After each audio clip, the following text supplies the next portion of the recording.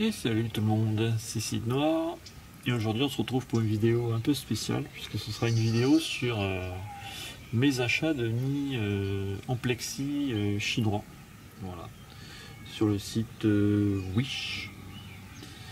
Donc voilà, là je vous montre juste au passage mes petits pieds de lierre voilà, qui sont en préparation depuis l'année dernière pour mon futur élevage de pucerons comme j'avais fait il y a quelques années, que j'avais gardé plusieurs années.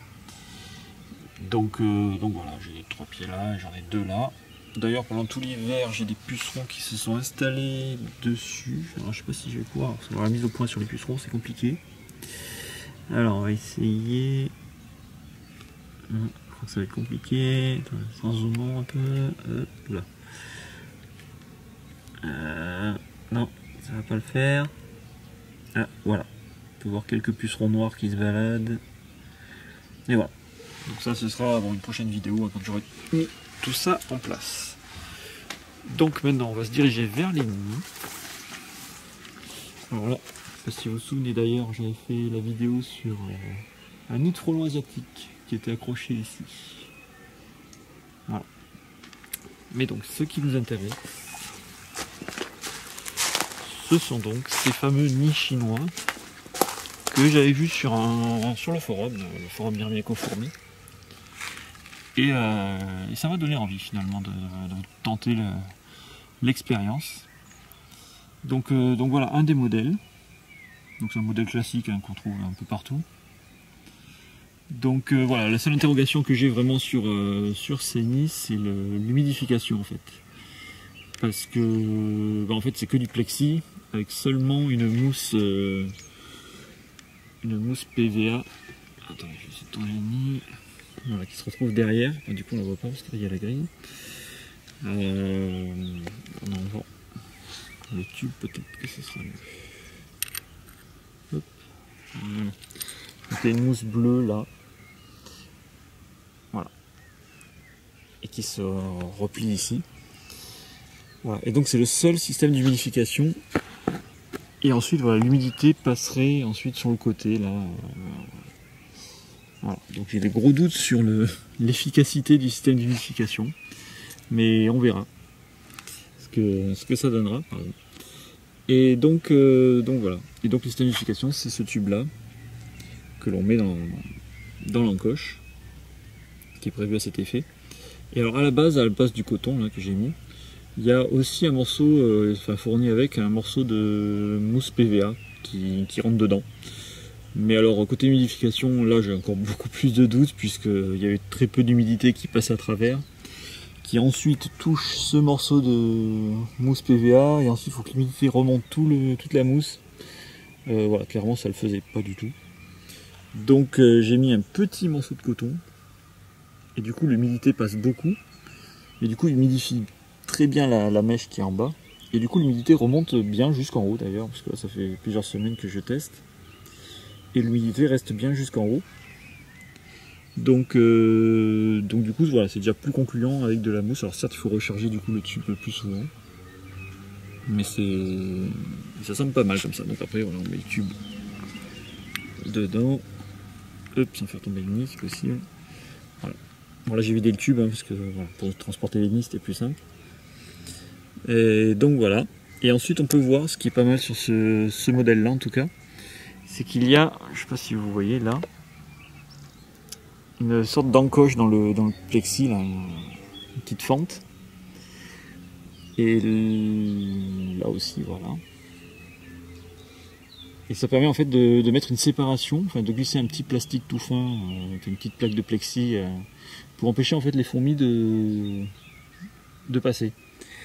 Donc du coup, ce qui est pas mal, c'est que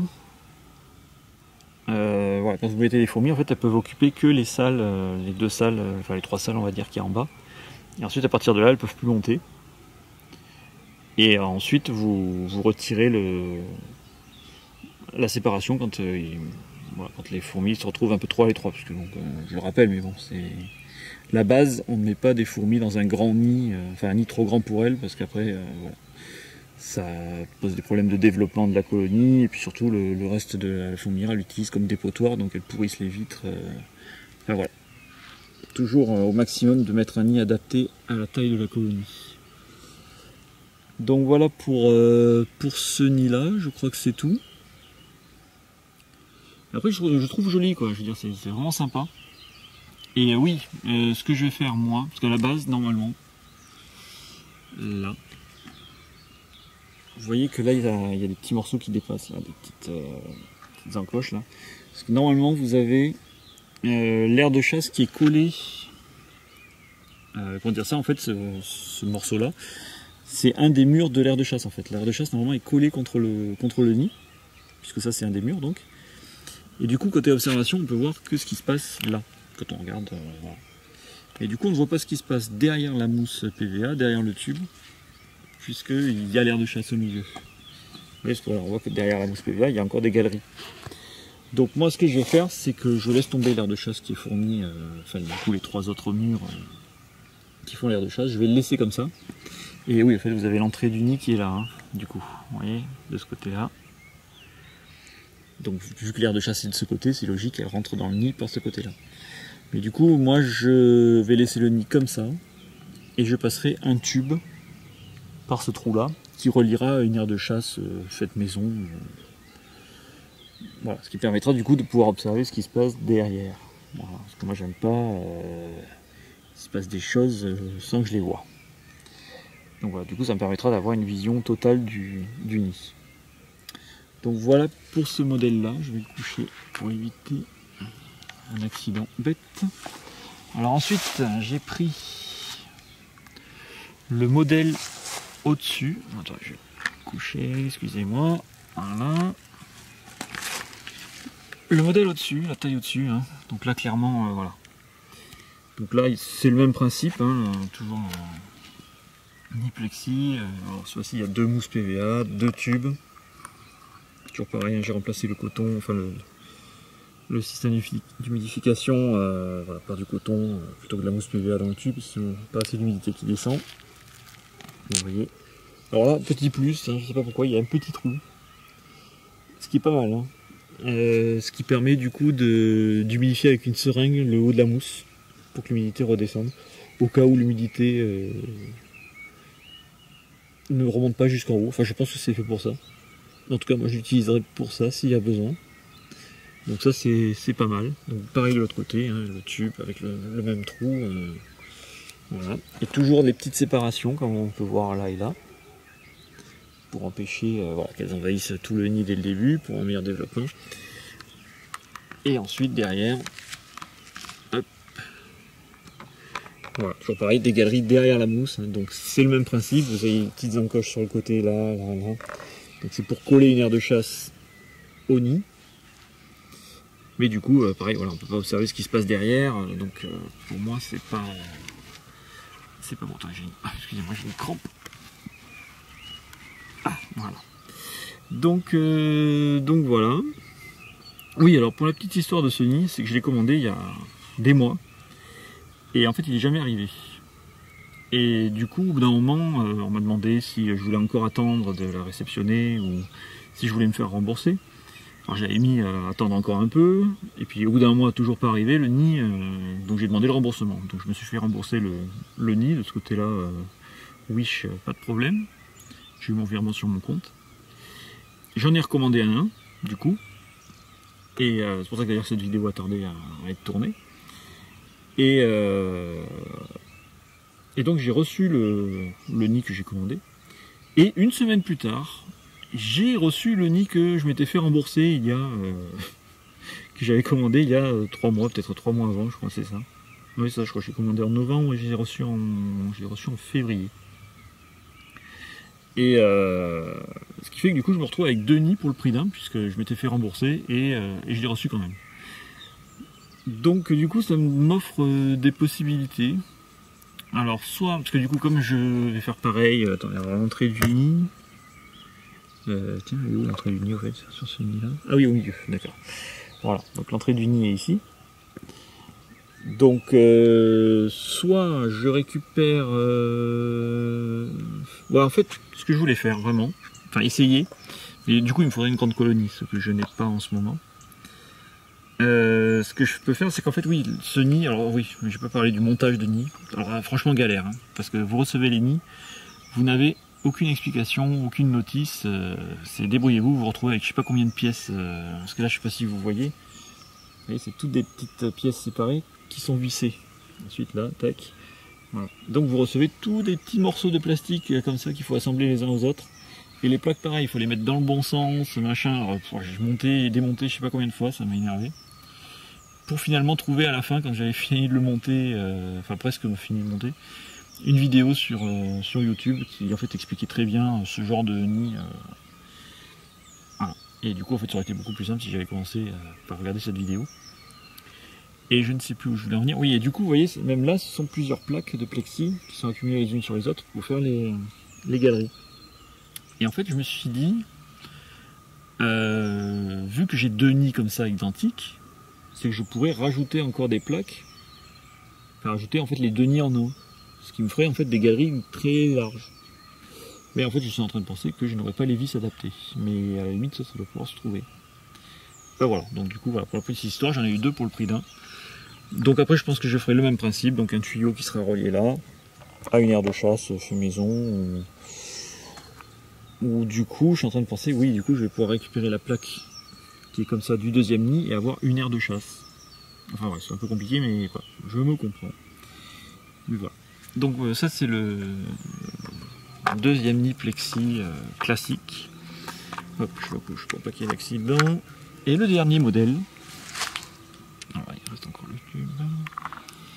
Le dernier modèle, c'est le premier que j'avais vu sur le forum Myrmeco-Fourmis. Voilà, c'est celui-là.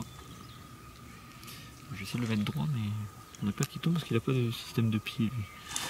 Voilà. Donc c'est celui-là qui est sympa. Alors celui-là, je sais qu'il peut marcher pour des Lasius, malgré quand même l'humidité assez conséquente qu'elles ont besoin. Et parce que voilà, sur le forum, quelqu'un a mis une colonie, alors je ne me rappelle plus quel Lasius c'était, sûrement les Lasius noirs. Et elle se développe très bien dedans, donc ça fait plaisir de voir ça. Donc du coup, je me dis que voilà, ça peut marcher aussi pour les miennes. Puisque, comme vous savez, j'ai principalement des Lasius. Et donc c'est toujours le même principe, hein. Mousse PVA de ce côté, d'ailleurs de l'autre côté on voit parce qu'il n'y a pas d'encre, j'ai pas mis encore de plaque, voilà, mousse PVA ici, et ensuite voilà, nid plexi, et en fait je ne sais pas si vous le voyez contre, là, je vais essayer de zoomer un petit peu, une grille en métal cette fois-ci, qui laisse passer l'humidité voilà, dans les galeries, bon, voilà. Dans le principe c'est comme ça, en théorie.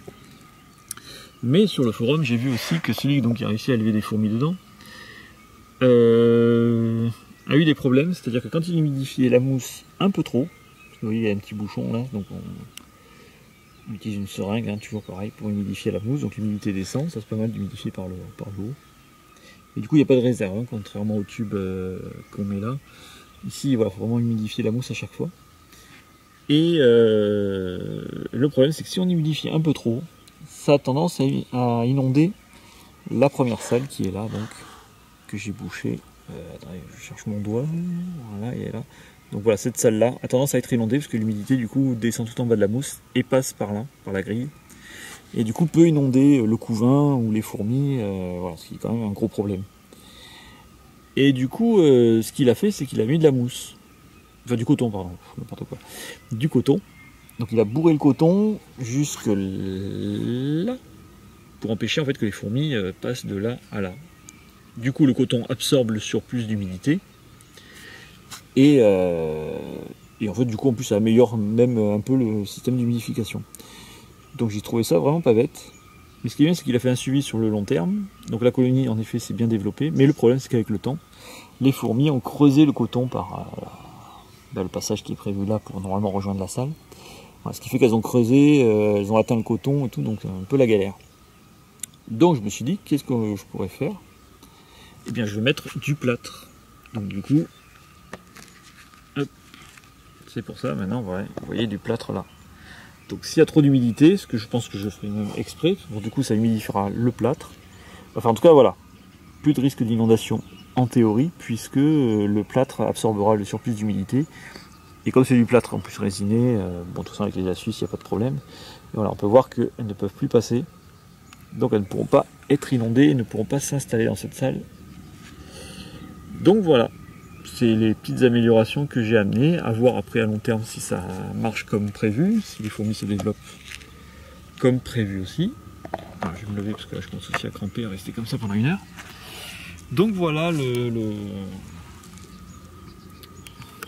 premier bilan de ces nids. On va bien les mettre pour finir en beauté, s'il veut tenir. Donc voilà, donc oui, justement, en attendant je vais vous dire, qu'est-ce que je vais mettre comme fourmis dedans. Alors, la diapose est terminée, je ferai un bilan dessus. J'ai eu une perte malheureusement sur une colonie que j'aimais bien. Je suis un peu dégoûté de l'avoir perdue. Enfin, c'est la reine en fait qui est morte, juste vraiment les dernières semaines de diapose. Et du coup, alors je sais pas qu'est-ce que je vais mettre dedans encore, mais je sais ce que je ne vais pas mettre. Parce que mes 2 colonies de Ctonolacus, qui sont quand même assez fragiles, qui aiment beaucoup l'humidité, et qui sont donc dans des bioramas, hein, pour ceux qui suivent ma chaîne, le savent. Et du coup, voilà, comme elles se plaisent dedans, je ne vais pas m'amuser à les déménager et prendre le risque de les mettre dans un nid plexi. Clairement. Donc je vais les mettre, je vais les laisser dans le biorama. De toute façon, pour les sortir du biorama, le jour où je voudrais, ce sera vraiment la galère. Mais du coup, voilà, je mettrai, je pense, sur ma colonie d'Aphanogaster subterranea, dans lequel, dans celui-là, je pense, dans le gros, j'ai une petite fondation de Lacus noir, niger, bon, c'est pas exactement, mais bon, voilà, Lacus noir. Je pense que je la mettrai plutôt dans celle-là, je pense, je suis pas sûr. Et après, Lacus emarginatus, ce sera pour ici. Voilà, c'est tout ce que je peux vous dire sur ces nids pour l'instant. Donc voilà, vous en entendrez reparler sur ma chaîne de toute façon, puisque voilà, mes colonies, enfin une partie des colonies seront dedans. Donc on verra si ce sera viable ou pas. Donc voilà, je vous dis à bientôt sur ma chaîne. Je vous dis bon élevage et ciao ciao.